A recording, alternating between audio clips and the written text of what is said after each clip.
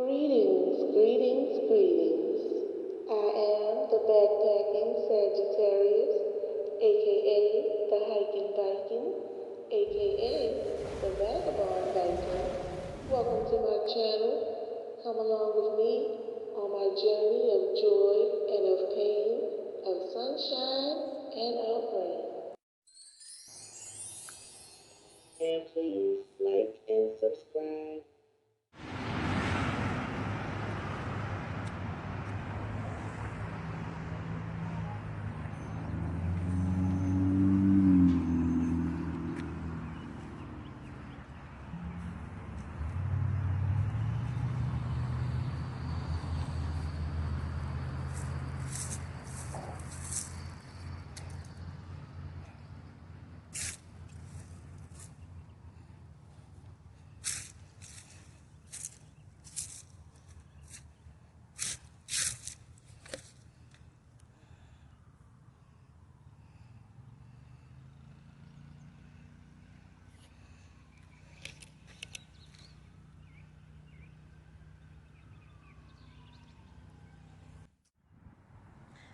This song dedicated to my homie and that gangster Lee. Why'd you have to go so soon? It seems like yesterday we were hanging round the hood. Now I'm gonna keep your memory alive like a homie should. A lifetime of memories going down the drain. I like to keep stepping, but I can't get back the pen. I take my 40 to your memory. Take a drink and I start to think and I know someday soon I'll ride for you on me, I'll die for you on me, I'll cry for you on me. I'll ride for you on me, I'll die for you on me, I'll cry for you on me. Ride, die for you, really don't give a fuck. I know you do, same for me too, with that homie love. Time after time, I done had to bust my nine for you, homie. My one and only.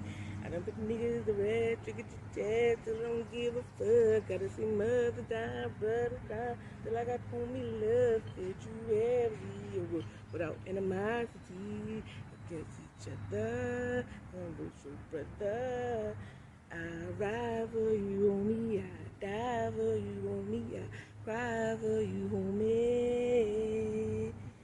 I ride for you on me, I die for you on me, cry for you on me.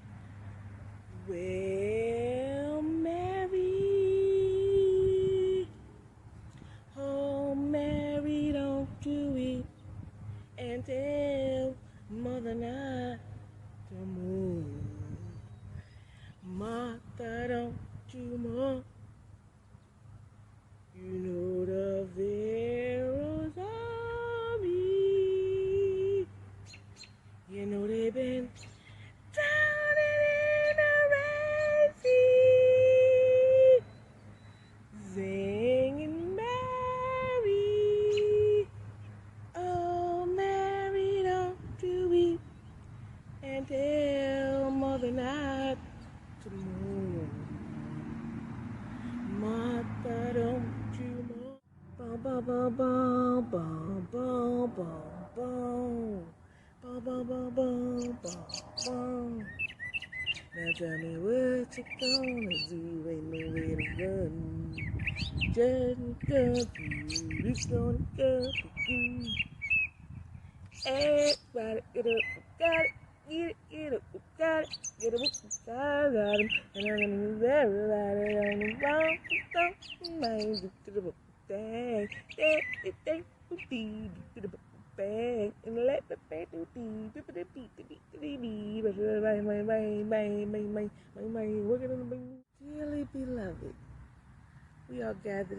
today to celebrate the life of Lolita Renee Jeter. And if I was to visualize my funeral, that's the soundtrack that I would hear along with it. All those gangster funeral songs like Gangsta Lean and Meet at the Crossroads and I'll Ride for You Home. You know, I know it might be kind of weird to envision what your funeral would be like, but some people, they envision what their wedding would be like, and the fact of the matter is not all people get married, so, but all people do die. So if you plan it, you want it a certain way, you know, you can plan it. But what I suggest is to tell your own story, speak for your own life, speak for yourself, because when you hand over your life and legacy to those funeral home people, they can change anything they want in the obituary. Like when we did my mother's funeral, they changed what me and my cousin worked on that obituary, and we put what we wanted in there, and they changed it, and they kind of changed our wording. Like we had it worded so beautifully, and there wasn't no need for them to change it, but they did change it. So you will have no control over it after your spirit is no longer in the flesh. So while you're here now, I just can suggest have your say so in how you want it to go. And to me, death is like the other side of life. It's not a scary thing. It's not something to fear. I mean, we should all embrace death because it's coming our way one day soon. Hopefully not soon, you know, very soon, but one day it's going to happen. It's inevitable. You either get old and die or something tragic happens and you die, but you're going to die. So might as well embrace death. Don't fear it. Know that it's going to be the other side of life. I don't believe that we cease to exist totally. I don't believe it's total darkness. I believe our energy is still flowing. We are still a spiritual being. It's just that we will have different capabilities than we would have inside the flesh. That's why while we are in the flesh, you're supposed to just love your life, enjoy, take advantage of your five senses, smell the flowers, see them, taste all the delicious foods, feel all the good feelings.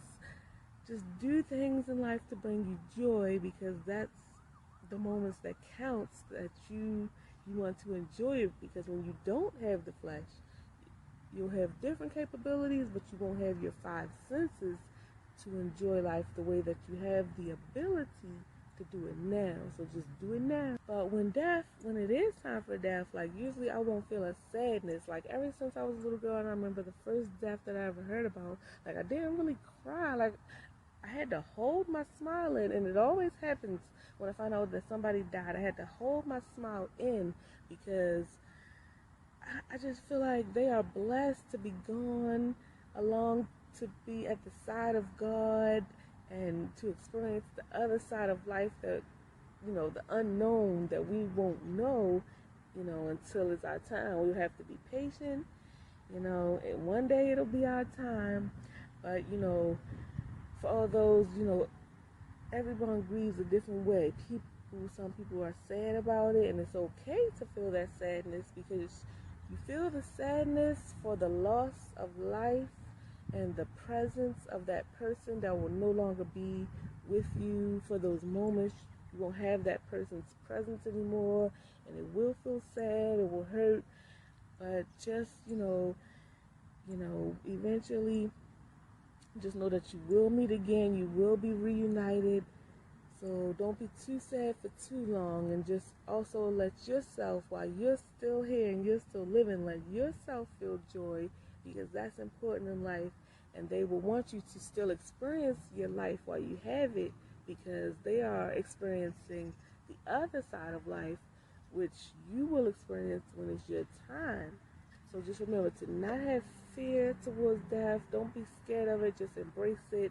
I mean, we know none of us want to die a tragic death. We just want to die eventually when we get old, when it's our time. You know, that's the way I want to go. When I get old, when it's my time. But, you know, um, nobody is promised tomorrow. Tomorrow is not promised to anyone. So just live your life while you have it now, and know that when you are gone, you might want to be able to speak for yourself and tell your story and have it documented on video. That's why I'm making this video, so I can have it documented, you know, as like, let me see, not like a goodbye video, but like, it's no type of suicidal intentions or things like that, but it's just when it happens one day, and I'll have this to speak for me. Yeah, because with the way funerals are now, and with COVID and everything, it's like funerals are different. I think it's 10 people to a funeral, and the whole setup is different. The whole layout is different. So you can have a video obituary like this one, a video eulogy, present it yourself if you want, tell your own story, because you are speaking for yourself. And if I was to have a paper obituary, on it, somewhere on it, I would want to have the poem Footprints, because that's one of my favorite poems. Footprints, it's a beautiful poem, and I just love it. It touches my heart and my soul. I would also want to have on there DMX the Prayer, either DMX the Prayer Part 1 or DMX the Prayer Part 2, but I would want that somewhere on the page, so that will be a part of it. You know, everybody looking sharp, dressed, you know, my little gangster songs. And out at the repast, I would want Marfan to make lasagna, because she's the reason I love lasagna. Like, Marfan, when she make lasagna, is so good. And you know how she always do the repast when somebody in our family pass away, and we all gather at her house, and she just cooks a big delicious meal, laid out, stretched out across a big table, and different meals, and we can pick from. And real G's moving silence like lasagna. So got to make me some lasagna, because I'm a real G for sure. And real G's rise in peace. That's my new phrase. Rise in peace. R.I.P. Rise in peace. So instead of rest in peace, it's rise in peace. So my new self from this moment forward is going to rise in peace. And for today, Lolita Renee Jeter, she's going to rest in peace, and we'll move on to a new higher level of being, higher level of consciousness and freedom and joy, and leave all the negative things behind and learn to let go of a lot of things and move forward into the new self. Rise and oh yeah, so I suggest telling your own story so you won't die unsung. You get your praises the way you want them praised. Present your own accolades. And as Noriega would say, you want your flowers while you can still smell them. You want your trees while you can still inhale them. Alright, I'm trying to stay in the light. The light is fading, but let's see. You want your flowers and you can still smell them. And you want your trees where you can still inhale them. And plus, funerals are expensive, and I ain't buying it. And I don't want anybody in my family to be stuck buying it on my behalf. I always wanted to be cremated, so I just would like to be cremated. I will not be in the body anymore, so you know, my grandmother, she really wanted me to get life insurance, and she was saying they would donate your body to science, and they would do this and do that. And like, I won't be in that body anymore. I will be gone along to a different place. So do what you want with that body. Hopefully burn it up. But if they want to donate to science or whatever, I don't care, because I won't be in there. My spirit will be free, and I'll be gone to the beyond, to the other side of life. And if life is a precious gift, death is the other side of life, and it's also a precious gift. And so now I would like to say a few words about Lolita Renee Jeter. And yes, I am speaking in the third person. I know that that's very narcissistic, and I don't usually do that. In fact, this is my first time speaking in the third person. I thought it would be appropriate as I make this video, but I thought it would be appropriate to use third person as I make this video, but I probably will switch back and forth from third person to normal reference of myself. I don't plan to continue with this third person thing. It's just only for this video as I do a celebration of my life, and I allow Lolita Renee Jeter to rest in peace and the new me to rise in peace. Pray, pray.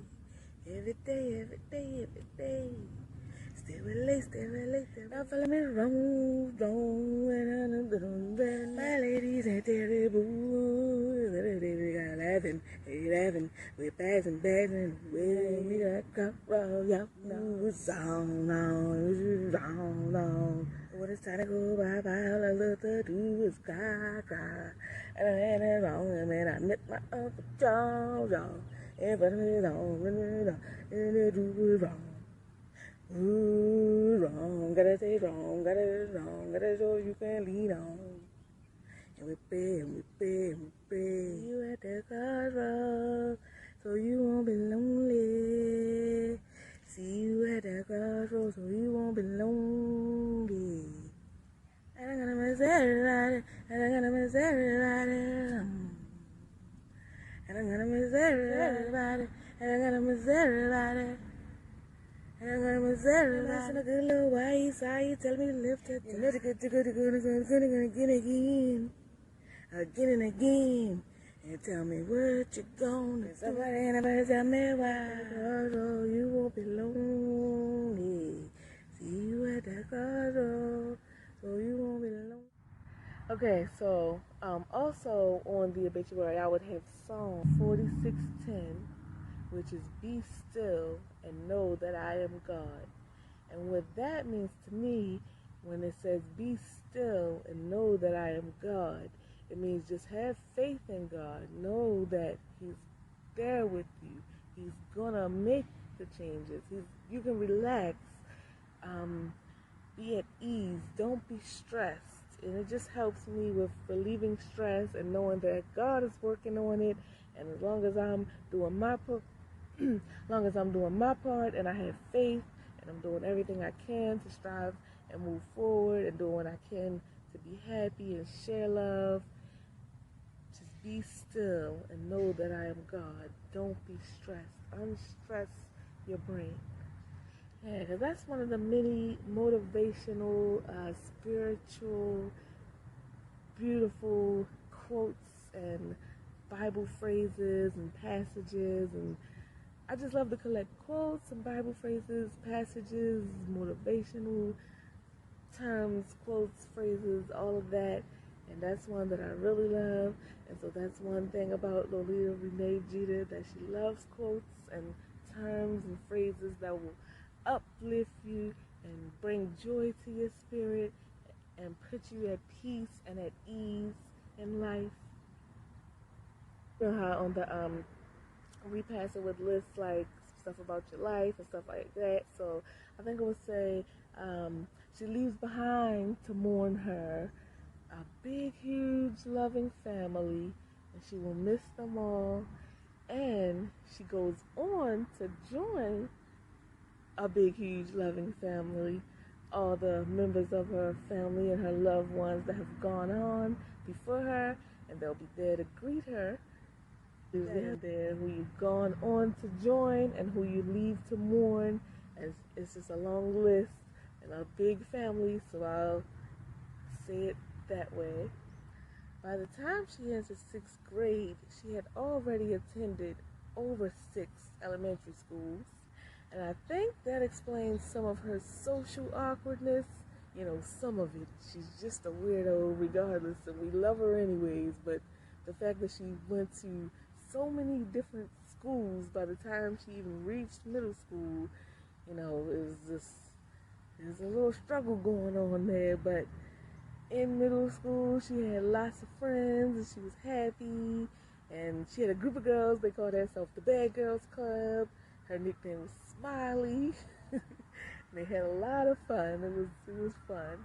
And also, she got good grades, even in elementary school, moving around a lot. Good grades, 80s, 90s, 100 all the time. The only bad thing the teacher would ever have to say is talk too much in class.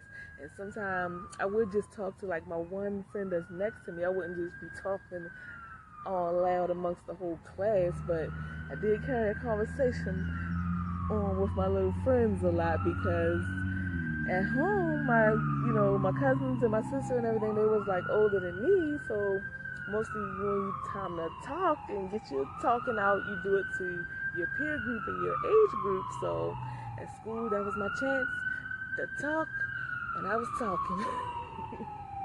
But my grades was good, high test scores, good grades. When I graduated from Beachfield, sorry, let that truck go past.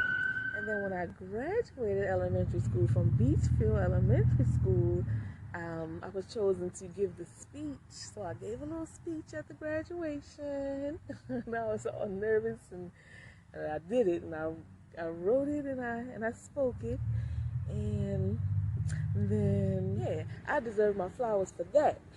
For that speech, I deserve my flowers. I deserve my flowers for getting those good grades all through elementary school, even though I moved around and around and around. I deserve my flowers for that. And I deserve my flowers for being a well-adjusted person by the time I got to middle school, even in spite of all that moving. I deserve my flowers for that. And so, in middle school, I was in 601, which is you got the good grades, so I deserve my flowers for that. And I always got good grades in middle school as well. I deserve my flowers for that. In middle school, I didn't go to my graduation because we was poor and nobody wasn't going to get me a nice graduation outfit. And so I just let it go. I didn't make a big deal about it, and I just skipped it. So I deserve my flowers for that because I sacrificed my own graduation and missed it. You know, it wasn't a big deal to me anyway, but I deserve my flowers for missing it.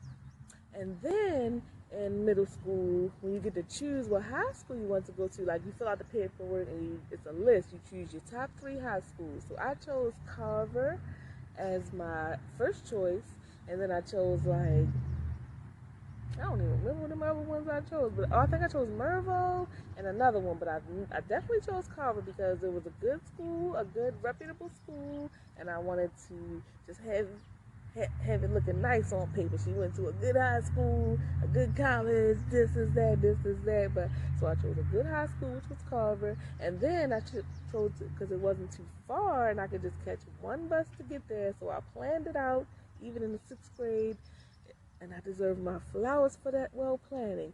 And then I ended up living even closer to Carver once I moved in with my sister, and we got that apartment like down Gilmore Homes, so it was right near Carver. So that was just divine how that all worked out. So I deserve my flowers for that. And then I was in school. I got a job, my first job when I was 16, and I was working. I was paying bills. I was going to school at the same time. So I deserve my flowers for that. My first job, it was at Checkers, and I did a great job. I worked there for a long time. I deserve my flowers. I worked at several different fast food locations all throughout Baltimore City, and that is not an easy job, working in fast food as a young lady with all these attitudes out here, and you just gotta smile and be nice and give wonderful customer service, and I always did, and so I deserve my flowers for that. Eventually, I went on to go to Job Corps, Woodland Job Corps, and then I graduated in 2002. But if I would have stayed in Carver, I would have been graduating class of 2003. So I did end up graduating and getting my diploma a year earlier than I would have been scheduled to get it. So I deserve my flowers for that. And at the same time, when I got it, I got my business clerical certification, so I deserve flowers for that as well. And I got that earlier than planned as well because I finessed it and made it work out to where so I got both of my diploma and my certification earlier than I had scheduled to have it. Oh, and when we took the high school, the GED test, we got our high school diploma, but it was like the GED test. But I scored the highest out of the entire group that took that test. So I deserve my flowers for that. Yeah, so they did like a little assembly for all the people that took their test. I'm losing light. Hold on. All right. Assembly when they congratulated everybody for taking their test, and then they announced that I had the highest test score out of the entire group that took their test. So flowers for them. Okay, and so she has had several jobs, different areas and different fields throughout the years, different careers. Like, she started off in the business clerical arena after she did several fast food jobs. Then she worked physical as a physical therapist assistant, and she was also the receptionist at that company, and also helped to set up things for the patients and set up the rooms and get them ready for their physical therapy treatments. She had some call center jobs over the phone. She had some warehouse jobs. She had daycare center jobs. She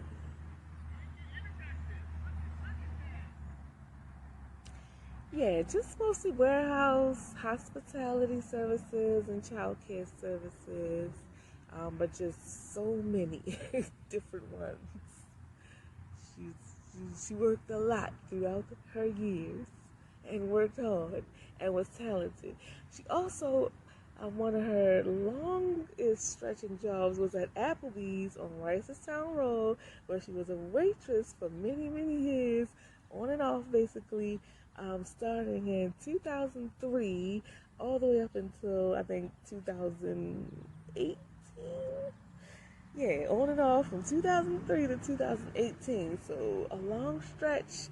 She was a loyal employee to that company, and she met a lot of wonderful people, and she will cherish her years working there. She made some good money. It helped her support herself. She got her first place from working at Applebee's, her first apartment. She got her first apartment when she was 21 years old, moved out from her sister's place and moved on into her own, and then eventually ended up getting married, having a daughter, getting married, um, getting divorced and moving beyond that, surviving domestic violence and being a survivor and getting beyond that. And she's a survivor. She made it through. She stood her own ground. She ain't tolerate that bullshit. She was deuces. She was out of there. At one point, she had a man that was 10 years younger than her, so she was able to keep up with that young stallion. Keep up with the young stallion out here. Still looking good, still pulling them young ones. I was like in my mid-30s when my boo was 10 years younger than me, and I loved him. He loved me too.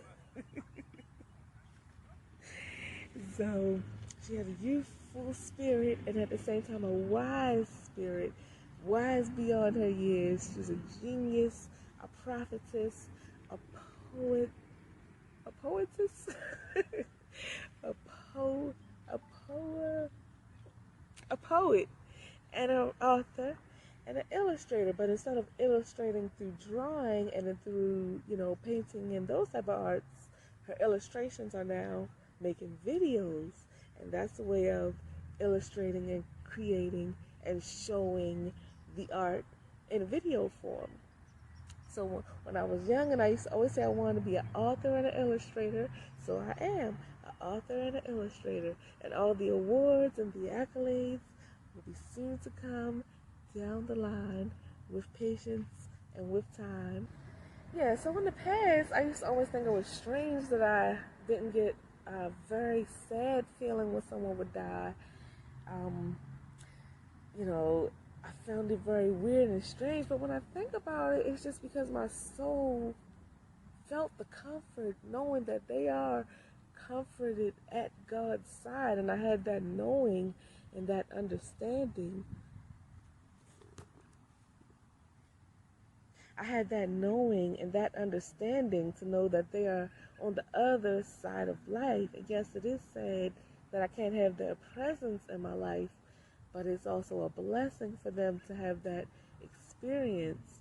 And I don't know if it's because, the defect that's in my brain, or the, part of the defect or whatever, but maybe it's a part of the way I can compartmentalize things, and maybe I just compartmentalized it separate from other feelings. I don't know, but it never struck me as a sad, horrible thing, and it still doesn't. And I'm glad for that. I'm glad that I can have that feeling and that knowing, and I don't have to grieve uh, too long or too deeply, and mourn. Um, my heart goes out to all those that do have those feelings. But I've always been missing those type of feelings when it comes to death, and I don't think it's a terrible thing anymore. I think that God gave me that comfort to be comforted, and know, to be still and know that He is God, and know that they are coming along to join. Yeah, but like I said, this is not me doing this funeral thing because I anticipate to die soon. I just know that I will die one day, hopefully not soon. But just we never know, because we're not promised tomorrow. We don't know how it goes. I'm going out into this cold, hard world all alone. So it might be danger, but I'm willing to face it. I know that God is with me. I also have a lot of health problems, so I could just conk out at any moment. Who knows? Who knows? We never know. I just hope it's not a tragic, painful way. But when it's my time to go, I do embrace it. I'm ready to walk with God and walk with the angels and do my part as an angel, and for my energy to continue on flowing, spreading love and spreading joy. I don't want anyone to worry or to think, this is a suicidal type of thing. It's just something that I thought to do because it's just been on my mind that, they change up eulogies and obituaries. Even if you write them sweet as poetry, they will change them. And nobody knows your life like you know it. Like when me and my cousin was trying to do my mother's obituary, and we was all, thinking and trying to fill in the gaps and things like that. But nobody knows it like she knew it, and nobody knows it like I know it. So it's not like I'm going into detail on everything, but like I said, I went over some of my jobs. I went over, some of going through school, you know, um, and I deserve my flowers. I want my flowers. I give myself my flowers. I deserve them. These are my flowers, and those are my flowers, and those pretty pink ones, and these red ones, and they are all your flowers too. And God put them here for all of us to enjoy and to stop and actually enjoy, smell the roses, as they say. We all deserve our flowers, and they are here for us. God put this beauty here.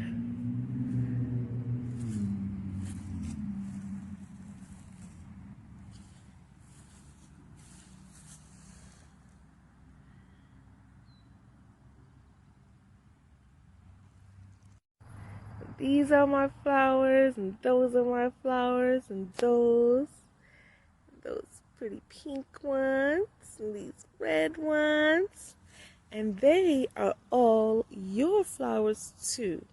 And God put them here for all of us to enjoy and to stop and actually enjoy, smell the roses, as they say. We all deserve our flowers, and they are here for us.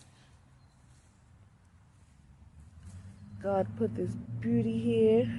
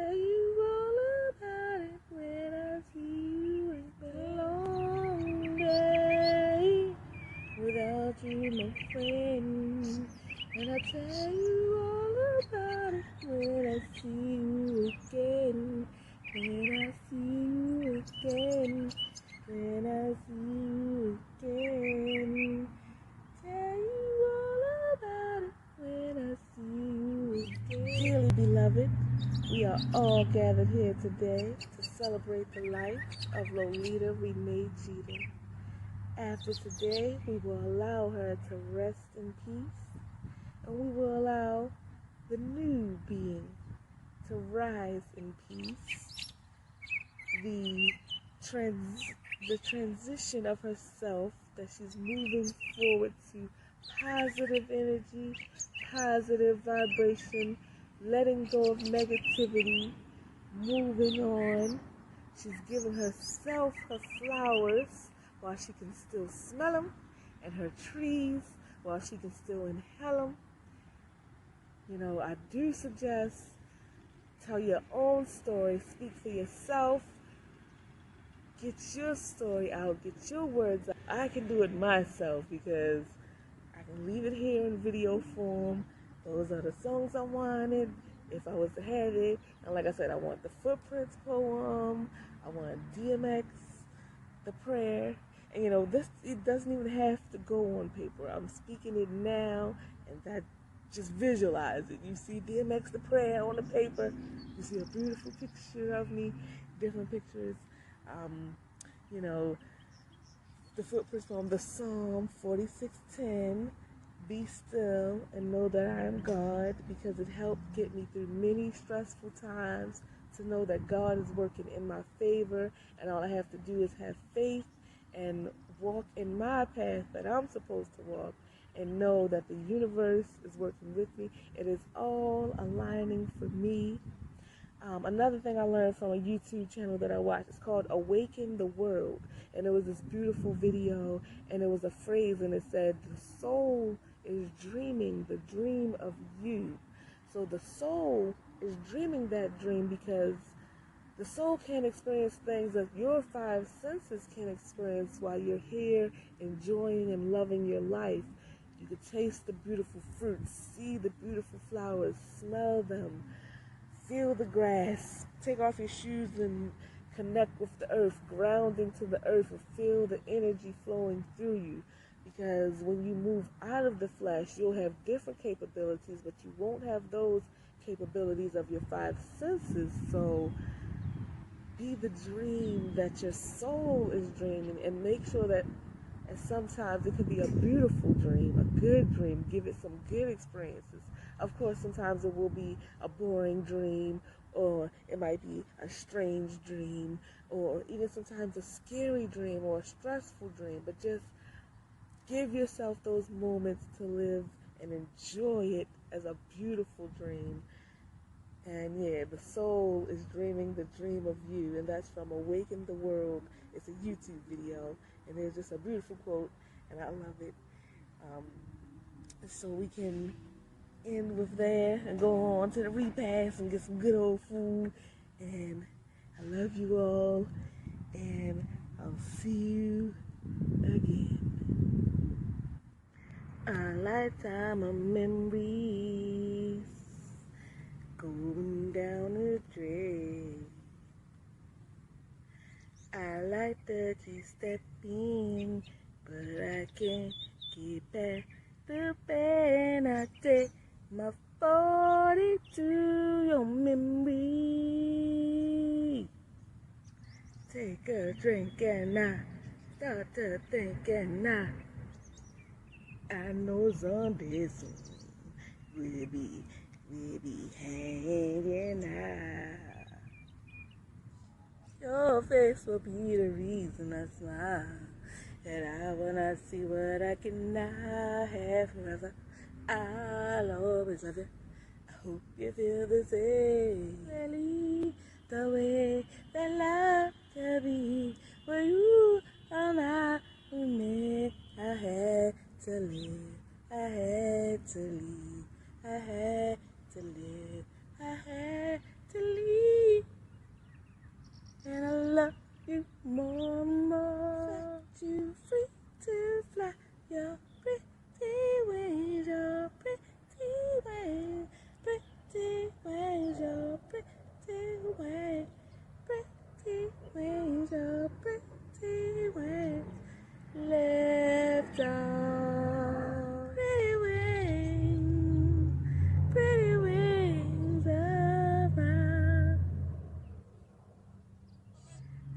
should have shown you better nights, better times, better days.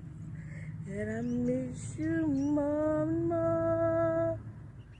Happy that you're free to fly your pretty wings, your pretty wings, pretty wings, your pretty wings, pretty wings, your pretty wings, so pretty wings, your pretty wings, pretty wings, your pretty wings. Someone's better gonna love you. Someone. In the future, can't wait to see if you open up the gates for me. Reminisce sometime. Nights they took, my friend. Try to back it out, but it plays again. When it's real, feeling it's hard to conceal. Can't imagine all the pain I feel. Give anything to hear half your breath. I know you're still living your life after death. One black morning, when this life is over, I know I'll see your face. Every single day, every night I pray, every time I'll be missing you. Like another day when you went away. What a life to take, what a bond to break. I'll be missing you. Every single day, every night I pray. Every single day, every night I pray. We miss you, we miss you, we miss you, we miss you. Life ain't always what it seems to be. Words can't express what you mean to me.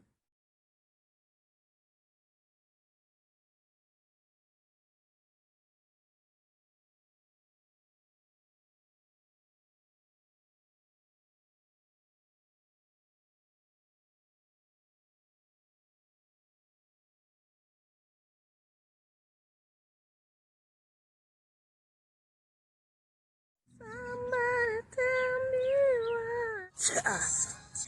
Could you tell him I'll never let go of that memory, so his son will know?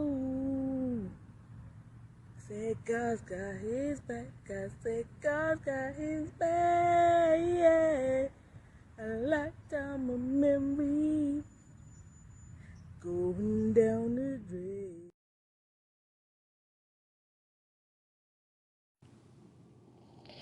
And also, I wanted to send a rise in peace to DMX, one of my favorite artists. I remember as a kid, I went to see him like around 16, 17. This was my first concert that I attended.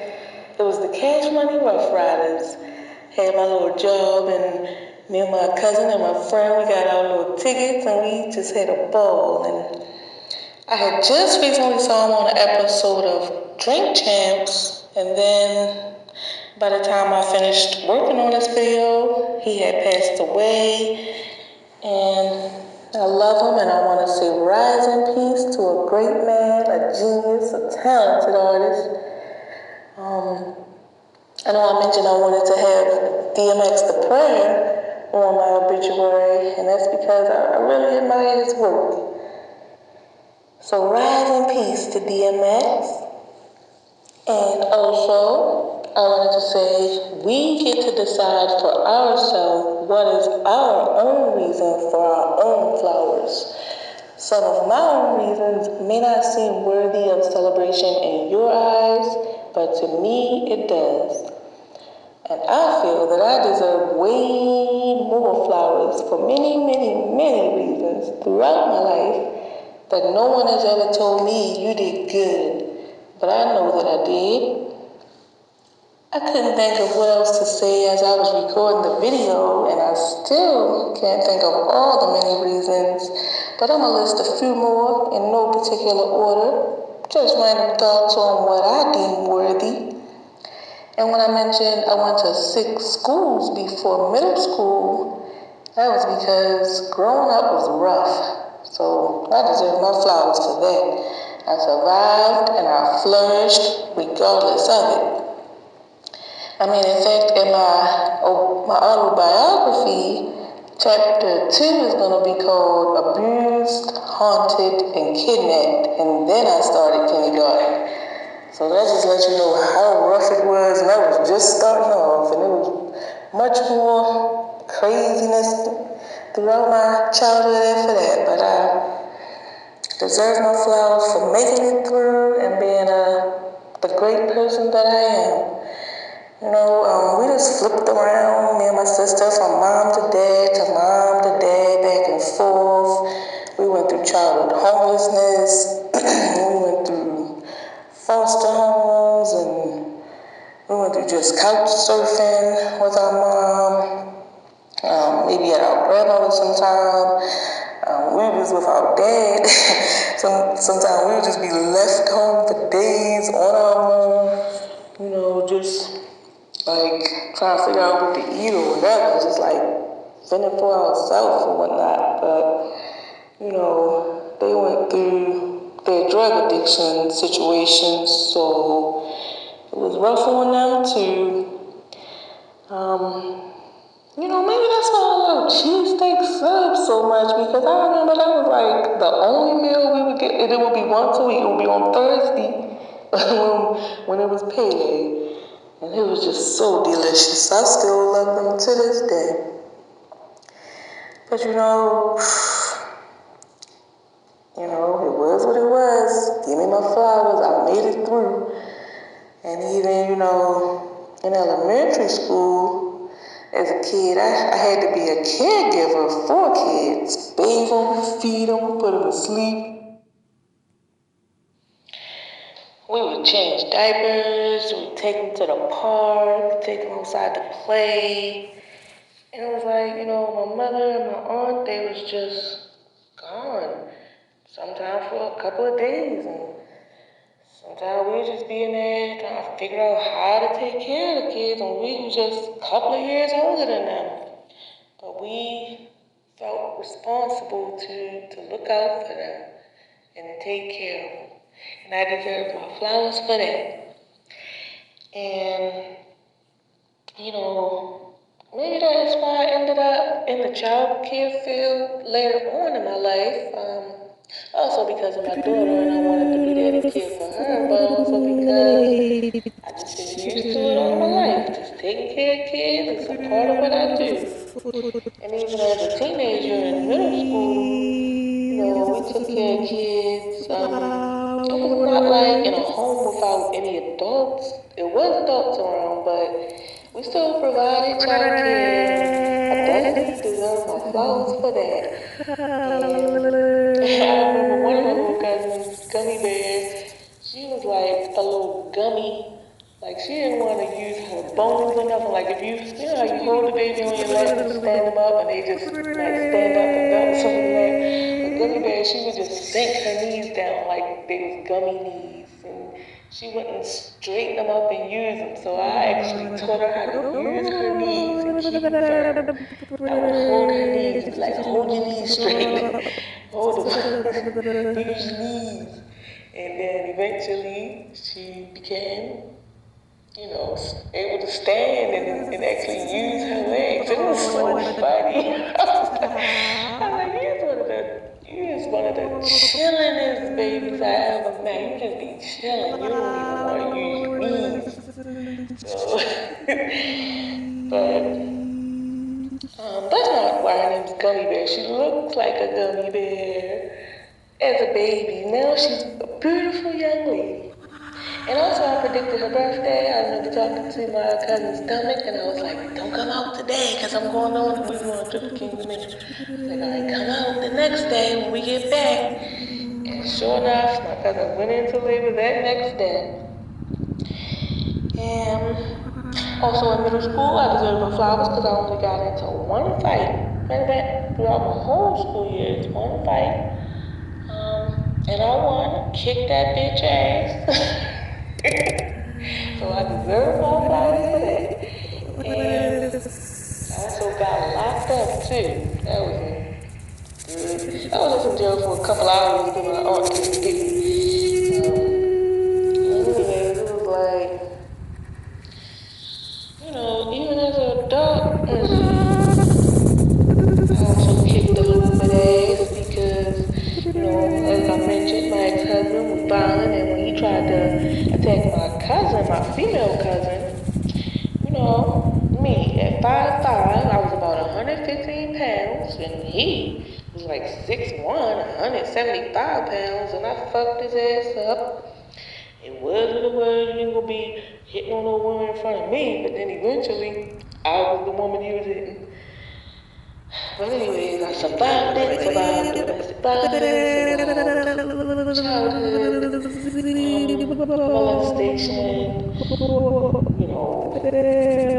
rapes as an adult, survived them all. So give me all my flowers for surviving all of that, still being a strong woman. And when I was a kid, and Eve had that song, and it was like Love is Blind.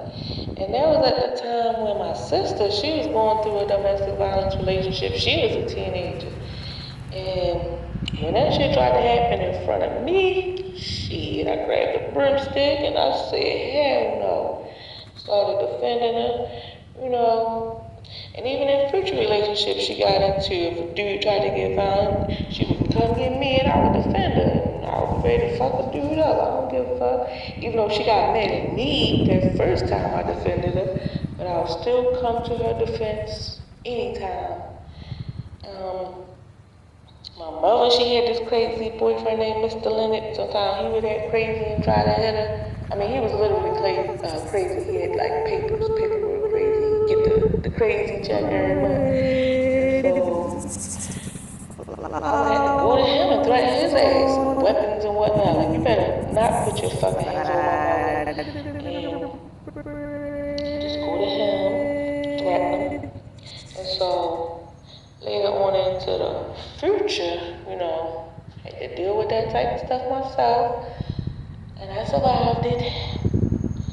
And, let me see. Thinking back to middle school, we used to do projects and stuff. Like I didn't care if nobody would get me the supplies I needed for projects, but I would still ace my projects because I would find stuff from around the house and just create stuff. Like if you had to do a poster board or a experiment or whatever, I remember it was this one project, so I had like took a soda can and made it look like a beer can. I took like a lotion bottle, made it look like a liquor bottle, and something else, because there was a project on alcohol, and some people chose to do a project on drugs, and it was just like different topics for health class. So they was like, is that real alcohol bottle and all that stuff? And it was so funny because I made it look real authentic. And, just being creative, scraping up little stuff because we didn't have anybody that was going to make sure we had what we needed to be successful in school, but I was successful anyways. So give me my flowers for that. Then, I did drop out of school in the 10th grade, but I took it upon myself to go back to school because, I just wanted to have my education. At the time when I dropped out, I was working, I was paying bills, it was getting exhausting doing school and work, and I had to work because I had to pay bills, so I was like, all right, I choose work. But then after that, I went, signed myself up for Job Corps, and that's when I did good in Job Corps. And let's see, trying to think. Oh yeah, when I was in Job Corps, we had learned like all the stuff to pass the permit test. So I called my sister on the phone and I was telling her how I got my permit, and then she wanted to get hers, so I stayed on that phone for about 2 hours. And this was a payphone too, in the hallway of our dorm in Job Corps, just standing there slowly reciting each question and answer to her. And it was like many questions that it could be because you don't know what questions are going to be on the test, but you want to know the answers to many of the questions that could be asked. So I had to go over so many questions while she wrote each question down and then wrote each answer down. And that was how she was able to go ahead and get her permit. And then down the road, when I got a car, this was like in my 30s. It took me a long time to get a car, but I still didn't really know how to drive, even though I had went to driving school and I had a permit. But by that time, my sister, she had already had a license. Because after she got her permit, then she got taught how to drive on the road, but I never did. And no one ever taught me. So when I got my car, I just had to wing it. I just had to get behind the wheel and, wing it. And that's why I got into a lot of accidents, car accidents, because I wasn't really taught. In driving school, they get you behind the wheel for like 2 hours or something like that, but taught myself basically, and was what it was. I deserve my flowers for getting behind the wheel and teaching myself. And I deserve my flowers for like leaving my marriage, not only because of the domestic violence, but because I had an intuition of something that wasn't going right. I don't want to go into detail into it, but I know what I knew, even though I didn't have proof of it. I knew what it was. And I decided to leave even without the proof because my intuition was telling me that this is what was happening. And so I was like, I ain't with that. And then like even after that, like I was just like disgusted by him. I was like not feeling him at all. But I still had to sexually please him just so he would buy diapers and wipes for his own child. So I went through a lot and I deserve my flowers for doing things you know, just to make sure I could try to provide. And also as far as my child, I protected her. I didn't have a lot of men around her. When I had my boo, he didn't even like meet her for probably like a year into the relationship or something because I just didn't even want men around her and stuff and kept her safe. And the thing is, let's see.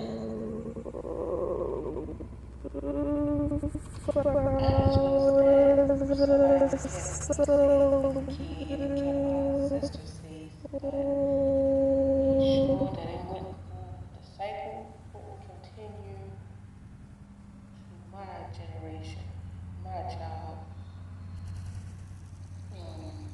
Let's see. Her father, he eventually had a son who I love, EJ. I embraced him ever since he was a baby. I wanted him to be a part of my daughter's life. I embraced the mother of the child. I loved both of them. I would babysit. I would spend time with them. I just wanted my daughter to have her brother, even though like her father didn't even tell me about the brother. I had found out because somebody found out on Facebook. Then it was like, he wants to be a part of his life too. It's her brother. So I deserve my flowers for being a great woman for that. Speaking of great women, I had this girl. We had a crush on each other. We used to work together. She had some big old boobs. They was like double G's. So I had fun with those boobs, and I deserve my flowers for that. Let me see. I even, tried out that stripper life in my young days. I was all skinny and couldn't even dance really, but I did it. I was brave enough to do it. I had a little fun, made a little money. I wasn't really cut out for it, but I didn't continue to do it long, but I definitely gave it a shot. So give me my flowers for getting up on that stage. And, I deserve my flowers for not doing a threesome. Because, not that threesomes are bad, but the girl that I'm talking about, had the crush on and stuff, she had this boyfriend, and she wanted like it to be a threesome with me and him and her. And she just kept trying to get me to do it and convince me. And then I kept turning it down and stuff. And so later down the road, I found out she did do a threesome with somebody, a different girl and her man. And she was like real sad and upset about it because she didn't like it. And so I wouldn't have wanted to be that one to make her sad and upset. So I deserve my flowers. I kept turning her down on it. And it was a threesome I could have had once in my life with these other two guys. They was fine, but I didn't. I didn't do it because one of them, he was my boo, and I loved him. But if I would have just embraced my inner hoe and got my threesome on, I would have had a chance to know what that was like. So I deserve my flowers for turning it down and not hurting my boo, even though, I don't know, maybe he would have wanted me to do it. I don't know. But anyways, these are my flowers. So also I stayed a virgin until I was 16. In spite of everything going on around me, everybody kept insinuating that I was hot in the pants and a hoe and even a prostitute. Even I had an abortion and I had never even had sex. So I was like, this is all crazy. But in spite of all that BS and rumors, I kept myself intact and didn't give myself away to I wanted to. And, after that, went through a little whole phase. Eventually learned my way out of the whole phase. But if I would have had more guidance, I think it would have been better. But it was what it was, so give me my flowers for that. And I never screwed any of the baby daddies of any of my family members, even though it was like rumors of that, and even though some of their baby daddies tried me, but I didn't. So give me my flowers, even in spite of what y'all think of me. Nothing never happened because I didn't encourage like that. I had this one little cousin. She had a dude. He was way older than her, and it was inappropriate. She was like 13 or 14. He was like grown, and he was fine. So I got busy with him. But that wasn't her baby daddy or her boyfriend. It was just her being hot in the pants, and I did get busy with him. But I regret it because I probably, probably hurt her feelings. Later down the road, she got busy with my boo, and then later down the road, I got busy with different one of her boos. But I think it's just me and her. We had like similar attraction for dudes, so I think that's why that happened. And other than that, I never crossed them type of lines or broke that type of girl code. Except for that situation. But, let me see. Later down the road, got my own place, always kept it clean, organized. Even when I had, little, when I had a room, I always kept that clean and organized and neat. So give me my flowers for that. There's a lot of hoarding and laziness and triflingness that I had been exposed to as a kid. But I didn't, let that become me. So flowers. And as a parent, I used to cook and clean and do my hair every week, do her hair every week.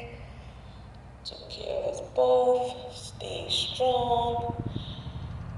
When I was pregnant, I would get up, it was like, I had got up like, 3 or 4 in the morning to go to them labor ready jobs, and where though you sign your name on the list and then you can work for that day and get paid that day, because her lazy ass father wasn't doing nothing to help take care of us, and even though I was pregnant. And so I would do that. As a pregnant woman, we had to walk through a dark alley and it was like 3, 4 a.m. So it was like dangerous, but I was risking my life just to support us so we wouldn't get kicked out. So giving my flowers, being a strong woman and taking care of holding it down. You know, I don't know about all over the place, but I learned how to make lasagna. That's my specialty. It's one of my favorite foods, and so I make it very well. Give me my flowers for that lasagna. Give me my flowers for I never lost faith in God. Always, kept my heart and kept my God. That's my God, and I knew He would always be with me. Never lost. Stayed optimistic. I never will. Let it turn down. Let's see. I never really had guidance in my life, like a parent or mentor or anyone teach me anything, but I just had to wing it. So give me my flowers for winging it, and I feel as though I did do. Even now, still no guidance. Like adults need guidance too, and they need help too. But I still survive and I carry on without it. So give me my flowers. I'm on my journey, came all the way to a different city all by myself. No place to crash. People can get a place to crash for a while with their family until they get on their feet. But no, I'm just winging it. So, give me my flowers. I'm brave enough to do it even with no job lined up, nothing is secure about it. It's just no security. But letting go of needing security and just venturing out and trying something else. So give my flowers for being able to do that and just trusting in God that it will be alright. And I also had to lead to avoid the family curse because, my parents, a lot of people from my parents' generation that's in my family, they had to suffer through drug abuse, and also a lot of them suffer through mental illness. So it's like genetic, what is it, hereditary. So I'm just outrunning it every day, looking over my shoulder, trying to duck the craziness, trying to duck the crack. I don't want none of that in my life. Some of the people from my generation did slip into that, even though we've seen the generation before us, but I'm outrunning it, so give me my flowers for that, and I'm going to keep running. Also, give me my flowers because I'm a Viking, give me my flowers because I'm weird, give me my flowers because I'm creative, give me my flowers because I'm beautiful, give me my flowers because I have a big heart, and give me my flowers because I love myself. Give me my flowers because I will rack up many, many more reasons throughout my life to get my flowers. And even though I have some type of brain issue and it's slightly off, but I make it through regardless, and I deserve my flowers, and I push through all my health issues and my pain, and I'm going to keep going and going strong. So flowers, flowers, flowers all